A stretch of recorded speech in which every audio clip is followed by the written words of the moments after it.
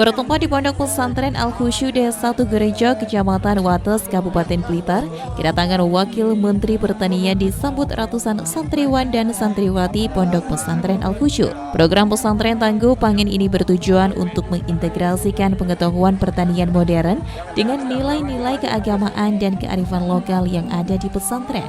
Tidak hanya pencanangan program pesantren tangguh pangan, Wakil Menteri Pertanian juga memberikan bantuan bibit dan peletakan batu pertama pembangunan masjid dan tempat peternakan di area Pondok Pesantren Al-Khusyu Desa Tugurejo, Kecamatan Wates, Kabupaten Blitar. Menurut Wakil Menteri Pertanian, program ini merupakan upaya kolaboratif antara Kementerian Pertanian dan para pengelola pesantren. Tujuannya adalah untuk memberdayakan pesantren sebagai pusat pembelajaran pertanian yang tidak hanya mengajarkan ilmu agama, tetapi juga kecakapan bertani, pemeliharaan hewan ternak, serta pengelolaan sumber daya alam secara berkelanjutan. Pesantren yang terlibat dalam program ini akan menerima bantuan teknis, pendampingan, serta bantuan peralatan pertanian modern untuk meningkatkan produksi pangan lokal. Kementerian Pertanian juga akan memberikan pelatihan kepada santri dan pengurus pesantren terkait teknik pertanian terkini, pengelolaan lahan yang berkelanjutan, dan pemasaran hasil pertanian.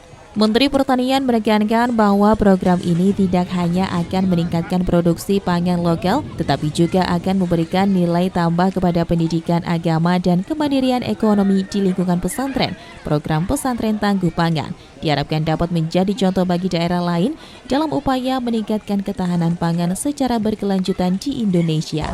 Baik, sesuai arahan Pak Presiden ya, sebenarnya bukan hanya Kementerian Pertanian, juga KL, kementerian lembaga terkait di pemerintahan kita ini agar segera mempercepat program-program yang memang harus dikeluarkan.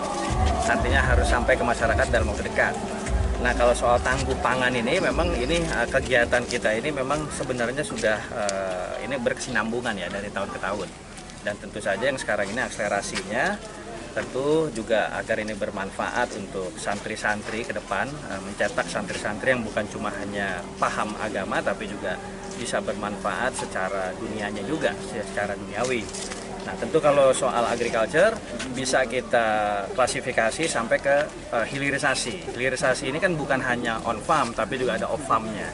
Jadi yang santri-santri yang punya keterbatasan khusus, tidak mampu secara fisik di lapangan, di lahan pertanian, peternakan, perkebunan, bisa mungkin dari sisi off farmnya bisa jadi pangan yang siap saji, siap dipasarkan. Artinya banyak sekali kegiatan yang memang diharapkan untuk bisa memacu lagi agar santri-santri ini bisa mengerti secara utuh mengenai kegiatan pertanian yang pada akhirnya tentu menjadi ketahanan pangan nasional. Menurut Lembaga Inkubator Penguatan Ekonomi Desa, pesantren tangguh pangan yaitu pesantren yang harus memiliki sumber daya manusia dan sumber daya alam, karena pesantren itu masih banyak berlokasi di desa terpencil. Dengan adanya program pesantren tangguh pangan, nanti bisa mandiri yang didukung pertaniannya dari mulai cocok tanam hingga peternakan. Tangguh pangan itu adalah pesantren. Dia harus memiliki sumber daya manusia, sumber daya alam juga untuk mendukung itu.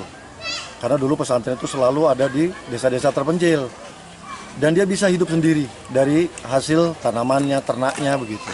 Tapi Pak Wamentan bahwa saat ini Kementerian Pertanian itu mendukung penuh terbentuknya pesantren tangguh pangan.